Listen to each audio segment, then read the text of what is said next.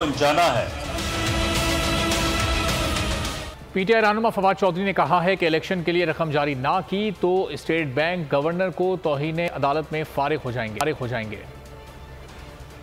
PTI रहनुमा फवाद चौधरी की जानिब से इलेक्शन के लिए रकम जारी ना की गई तो स्टेट बैंक गवर्नर तौहीन अदालत में फारिग हो जाएंगे। ट्वीट किया फवाद चौधरी ने, जिसमें उन्होंने लिखा कि उम्मीद है स्टेट बैंक आज सुप्रीम कोर्ट के हुक्म पर अमल करेगा। अगर ऐसा नहीं होता तो स्टेट बैंक गवर्नर तो फारिग होंगे ही, सुप्रीम कोर्ट शहबाज शरीफ को भी फारिग करके मरियम नवाज की ख्वाहिश पूरी कर देनी चाहिए। चौधरी फवाद ने अली जैदी केस का जिक्र करते हुए लिखा कि पर्चा दर्ज कराने वाला खुद इश्तिहारी है, ना अली जैदी उस शख्स को जानता है और ना ही वो शख्स अली जैदी को पहचानता है। लेकिन इस दरखास्त पर फौरी पर्चा हुआ और मेंबर कौमी असम्बली को धक्के देकर पाबंदे सलासल कर दिया गया, फवाद चौधरी ने ट्वीट किया।